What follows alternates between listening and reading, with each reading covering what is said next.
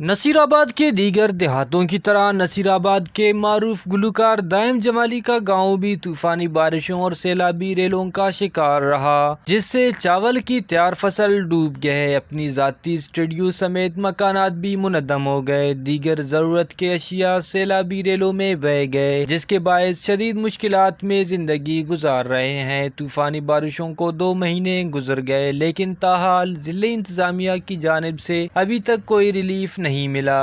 معاشی حالت ٹھیک نہ ہونے کی وجہ سے بچوں کو بھی اسکول سے نکال دیا۔ مزید اس حوالے سے گلوکار دائم جمالی نے ویسٹ نیوز سے بات چیت کرتے ہوئے کہا: میں ملک پاکستان صوبہ بلوچستان قربان پڑتا جان خوشحال باسے تھا ہمیں دعائیں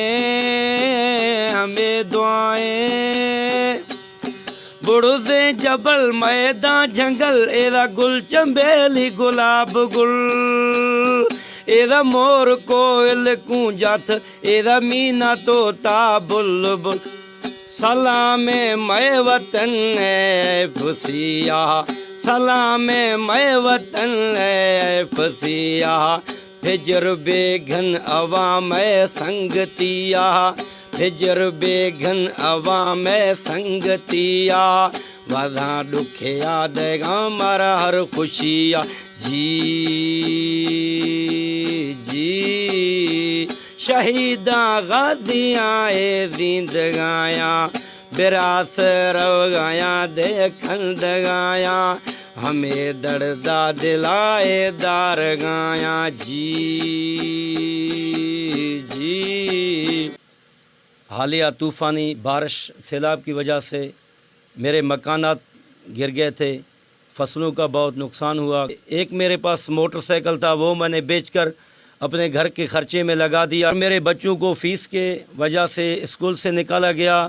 میں حکومت سے اپیل کرتا ہوں کہ میرے ساتھ تعاون کیا جائے کہ میں اپنے بچوں کو اچھا سا تعلیم دوں، اور اس کے علاوہ میرے ارد گرد کوئی سرکاری اسکول کا سہولت بھی نہیں ہے کہ میں اپنے بچے وہاں داخل کرواؤں۔ آج تک میرے ساتھ کسی نے تعاون نہیں کیا، حکومت کی طرف سے کوئی تعاون نہیں ہوا۔ کاش اس ٹائم میں اور کوئی بزنس کرتا تو یہ مشکل گھڑی میرے اوپر نہیں آتا۔